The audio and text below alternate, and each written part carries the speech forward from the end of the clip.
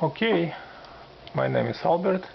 This is my picture in that Olympus camera, and due to the peculiarity of my camera, it only allows me to tape either in normal, macro, or manual. So I choose the manual, but I couldn't switch between the modes. So basically, once again, my name is Albert. I am photographer, videographer, and I'm doing this for more than 30 years. So I'd like to talk today about camera.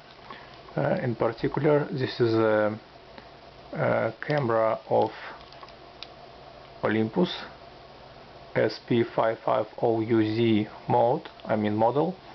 And today I would like to talk about different modes. Here it's auto, and I know a lot of people actually stuck in auto mode, but most of the modern digital cameras have different modes. For example, like not this one, like scene and guide. So today I would like to talk about scene.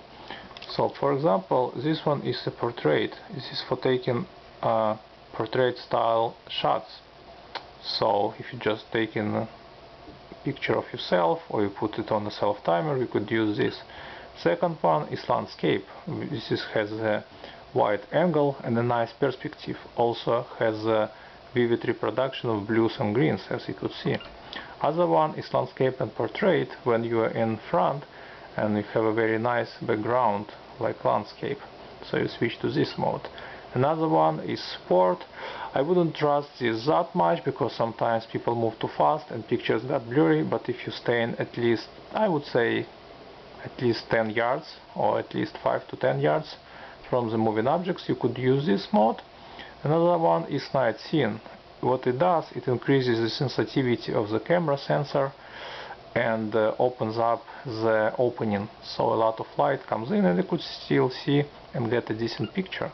Another one is night plus portrait. This is similar to the daylight, when you have when you're standing in front and it will be a flash and you have still illuminated background at night.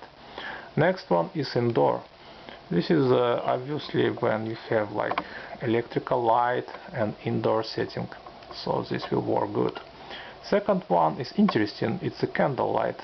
So when you have romantic outing or use candles and as artificial light, you could still use this and it will be nice picture. Also, if you have just regular light, you could switch to this mode and it will still give you this romantic kind of setting picture.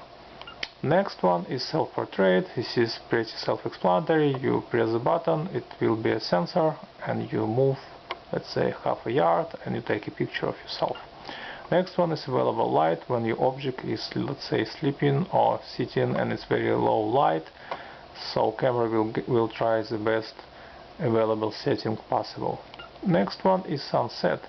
Basically when sun goes up or down and it's limited light, but still it's very different light length, so it will give you a vivid reproduction of reds and yellow, because that won't happen when you're shooting at this time of the day.